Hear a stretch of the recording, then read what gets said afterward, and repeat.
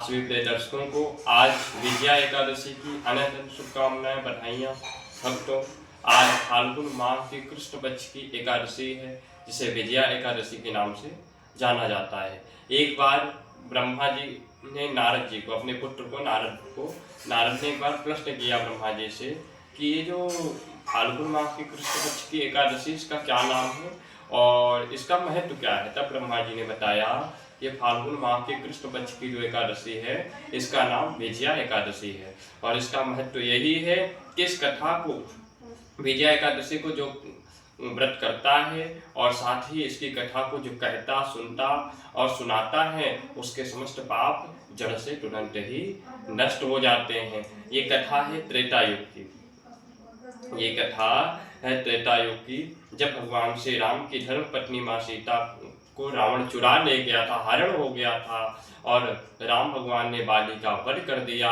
लंका में जाकर हनुमान जी माँ सीता का पता लगा करके वापिस आए और तो भगवान को जब पता चला कि समुद्र के उस पार ही माँ सीता है, तो भगवान ने अपनी सभी सेनाओं को लिवा करके समुद्र के समीप आ गए। जब समुद्र के समीप आए तो वहां पास में एक संत जी बैठे हुए थे।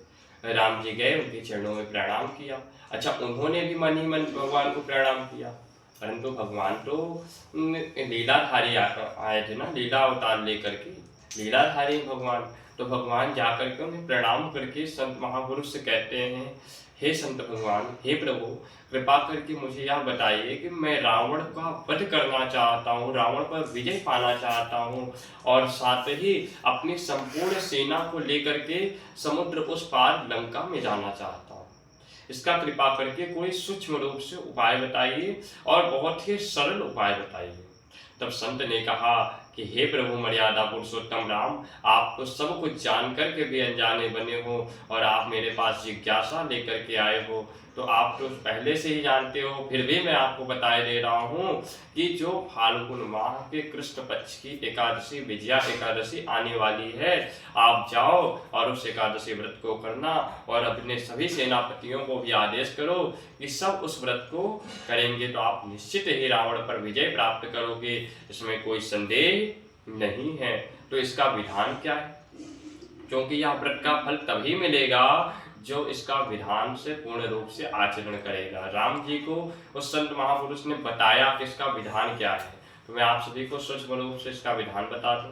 इसका विधान यही है कि ब्रह्म वेला में उठ करके प्रातः काल स्नान करके, स्नान करने के बाद पूजा घर में एक स्वर्ण का या सोने का तथा चांदी का अथवा पीतल का, तांबे का, मिट्टी का किसी का भी कलश आप रखें और उस कलश के समकक्ष ही पूरे दिन व्यतीत करें। कहने का भाव अर्थ, उसके समीप ही रह करके पूजा पाठ, भजन, नाम जप, संकीर्तन करें। साथ ही आप उस कलश के समीप में बैठ करके रात्रि जागरण करें। और भक्तों, जो भी व्यक्ति इस व्रत को पूर्ण विधि विधान के साथ धारण करता है, ऐसा एकादशी महत्व का वर्णन बतलाया ब्रह्मा जी ने, तो निश्चित ही अपने सभी प्रकार के संकटों पर विजय को प्राप्त करता है। इसलिए भक्तों, आप सभी प्रिय दर्शक भी इस एकादशी व्रत को जरूर करिएगा, विजया एकादशी को जरूर करिएगा और आप सभी पर भगवान श्री लक्ष्मी नारायण की कृपा सदैव बनी रहे। भक्तों, आप सभी को पुनः एक बार विजया एकादशी की अनंत शुभकामनाएं, बधाइयाँ।